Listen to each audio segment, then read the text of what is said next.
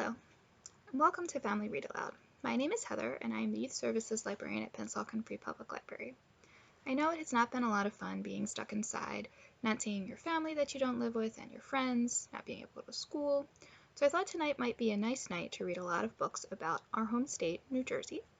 Some of these books are about places that you can go visit once it's deemed safe to do so again, and some of them are by authors who live in New Jersey. So the first book we are going to read is called Lucy the Elephant and Sammy the Mouse. Now, if you do not know this, there is a very big elephant-shaped house down the shore in Margate that you can go visit. You can go inside. Her name is Lucy, and this is her story.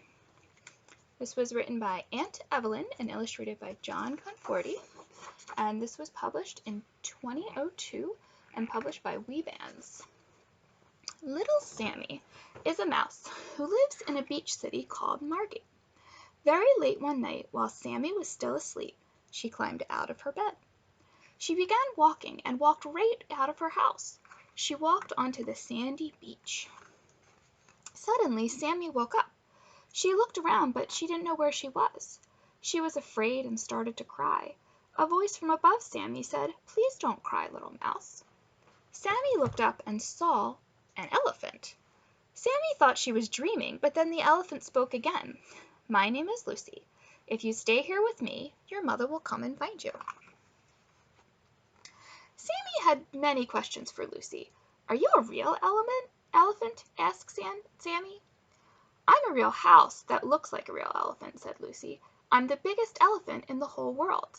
I'm the only elephant that you can walk through, and I'm certainly the most beautiful of all of the elephants." "How old are you?" asked Sammy. Lucy answered, "I'm more than 121 years old. That's older than your grandparents.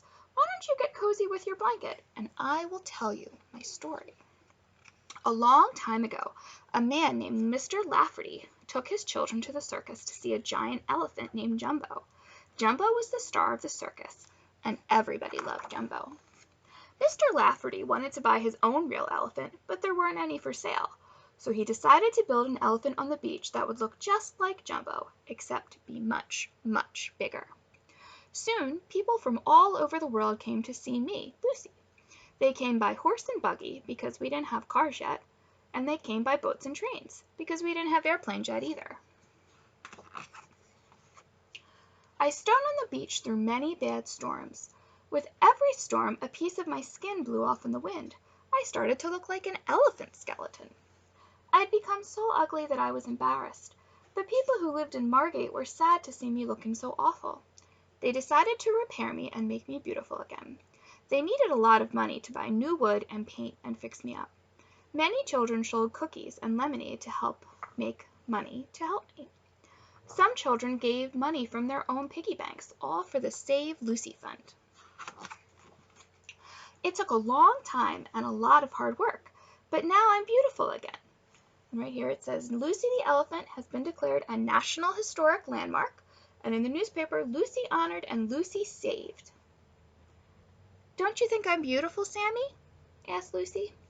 But Sammy didn't answer Lucy because Sammy had fallen asleep. Lucy saw Sammy's mother coming to take Sammy home. "Hi, Lucy," said Sammy's mother quietly. "Hi, Dee Dee," said Lucy. "She looks just like you did when you were a little mouse." "That's what everyone tells me," she said. "Did you tell Sammy the same stories you used to tell me when I was little?" "Some of them," said Lucy. "Bring Sammy to visit me again, soon. Then you can take her for a walk inside my tummy." "Yes, I will. That will be fun," said Dee Dee. "Good night, Lucy." Sammy's mother gently picked up Sammy so she wouldn't wake her. She carried Sammy home and tucked Sammy into her own bed. And now, Lucy is going to talk to us for a minute. You don't have to be a mouse to visit me. If you come to Margate, New Jersey, you and your family can go for a walk inside my tummy. You can look out my eyes and see what I see, the beach and the ocean. You can climb the stairs to the pretty seat on my back and see boats in the ocean far, far away. I love to have visitors. I hope you and your family can come see me sometimes. And that is the end. And that right there is Lucy. Okay. So the next book we are going to read is about another place you can visit in New Jersey. This is the Hereford Inlet Lighthouse, which is in North Wildwood, New Jersey. And this is about Hereford, the handsome lighthouse, written and illustrated by Nancy Patterson. And this was published in 2014 by Bayberry Cottage Gallery. Hereford, the handsome lighthouse, is happy as he can be, surrounded by heavenly gardens. This beacon is a wonder to see. Oh, by the way, Hurricane is my name. Despite what I'm called, I'm really quite tame. We squirrels like to hide in the trees and flowers. We run through the paths and we play here for hours. With railings and holly trees to scamper about, how perfect a habitat, there is little doubt. Although Hereford's not huge or very high, his light shines brightly through the inlet sky. He guides the ships that comes his way and greets his friends on each fine day. From here lifeboats were launched, hauled out to sea, helping to save many lives, just like you and me. With humility and honor, he lights the Jersey shore. He serves as a museum and so much more. Inside he holds things that teach us the past, history held safe to make sure it will last.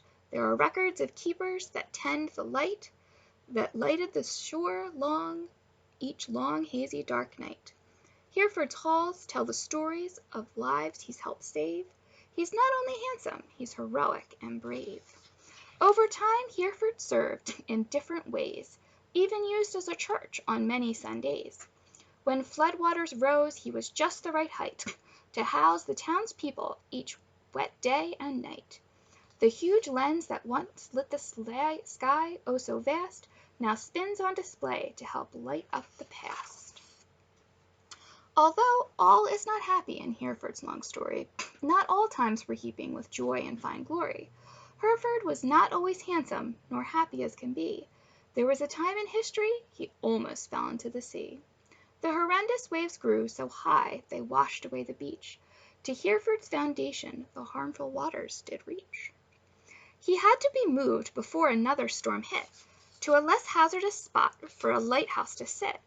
Hoisted up just in time before Hereford was smashed, hauled back from the ocean where the huge waves now crashed. Though humbled, he was safe, with light shining bright, protecting each sailor by day and by night. Oh, but that is not all of the horrible scares. The harsh years heaped on, and Hereford needed repairs. His light was removed, and he had left a huge hole. He was empty and dark, and time took its toll. Just like in the past, when all hope appeared gone, help arrived just in time, and a new day dawned. Headed up by the mayor, the town lending a hand, the repairs were made, and they cleaned up the sand. The windows were fixed, and they painted each door. They replaced the old roof, and so much, much more. Hereford's light was returned, and he sparkled like new, all because of hard work by the volunteer crew. Still, that's only half of this heartwarming story. There's more of how Hereford became such a glory. The heavenly garden was planted by a skillful hand. Hardy heather and hollyhocks replaced the dry sand. The garden's a haven from the hot sun. Hundreds come visit and have lots of fun. Butterflies and critters make their homes in the flowers. People of all ages enjoy themselves for hours. He hosts festive events the whole year round. A happier place can hardly be found. At the first hint of spring until harvest in the fall, Hereford's gardens are open for one and for all. The colors are the same as when he was new. They fixed all the porches and the railings too. The bright beacon on top now shines through each night, an example to all of hard work done right. A nice gathering place the whole year round. So handsome a lighthouse is hardly found, bringing joy to both the young and the old. No happier tale has ever been told. And that is the end. And you can go visit Hereford. I have visited both that lighthouse, and I have also visited Lucy before, and I encourage you to do the same. All right, the third book does not necessarily take place in New Jersey, but the author, Trinket Hakes Noble, has lived in New Jersey for a number of years. And if you have never read this one, it's one of my favorites. It's a very funny story about a field trip. And this is called The Day Jimmy's Boa, as in boa constrictor, Ate the Wash, by Trinka Hakes Noble, pictures by Stephen Kellogg, and this was published in 1980 by the Dial Press. How was your class trip to the farm? Boring, kind of dull, until the cow started crying. A cow? Crying? Yeah, you see, a haystack fell on her. But a haystack doesn't just fall over. It does if a farmer crashes into it with his tractor. Oh, come on, a farmer wouldn't do that. He would if he was too busy yelling at the pigs to get off our school bus. What were the pigs doing on the bus? Eating our lunches. Why were they eating your lunches? Oh, because we threw their corn at each other and they didn't have anything else to eat. Well, that makes sense, but why were you throwing corn? Oh, we ran out of eggs. Out of eggs? Why were you throwing eggs? Because of the boa constrictor. The boa constrictor? Yeah, Jimmy's pet boa constrictor. What was Jimmy's pet boa constrictor doing on the farm? Oh, he brought it to meet all the farm animals, but the chickens didn't like it. You mean he took it to the hen house? Yeah, and the chickens started squawking and flying around. Go on, but what happened? Well, one hen got excited and laid an egg, and it landed on Jenny's head. The hen? No, the egg. And it broke. Ugh, yucky, all over her hair. What did she do? She got mad because she thought Tommy threw it, so she threw one at him. What did Tommy do? Oh, he ducked, and the egg hit Marianne in the face.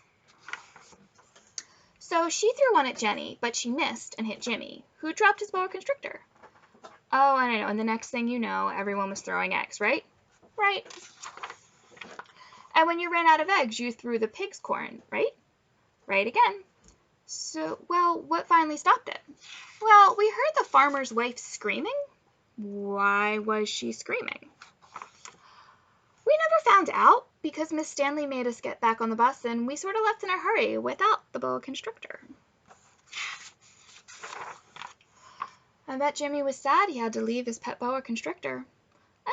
Not really. We left in such a hurry that one of the pigs didn't get off the bus, so now he's got a pet pig.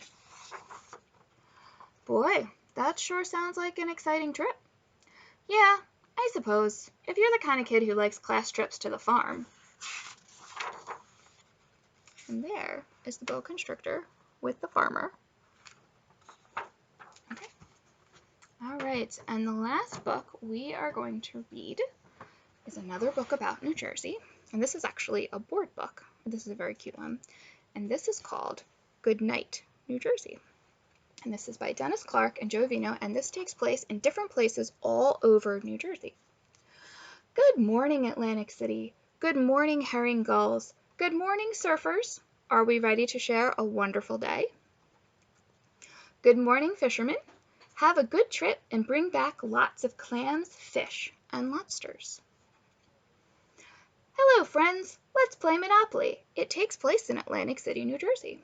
Hello, rafters and kayakers on the Delaware Water Gap.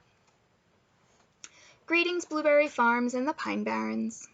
Good afternoon. Oh, there's Lucy again. Lucy the elephant. Would you like to climb the world's largest elephant building? Hello, New Jersey Shore. Do you like to play on the sand and swim in the surf? Good afternoon, strollers. Doesn't food taste great on the boardwalk? Greetings from Asbury Park. Baby, we were born to run. Thank you, Garden State. What's your favorite? Tomatoes, peaches, or blueberries? Those are all things that can be grown in New Jersey. Ahoy there, sharks, at the Adventure Aquarium in Camden, which is right next door to Pennsauken. Good evening, State Park, where George Washington and his men crossed the Delaware River. Good evening, pretty Palisades. Good evening, amusement rides on the boardwalk. Good evening, wolves at the Lakota Wolf Preserve. Good night, New Jersey lighthouses, showing the way to ships in the sea. And there, right there, is Hereford Inlet Lighthouse. Good night, New Jersey. Sleep tight. Thank you for sharing a wonderful day.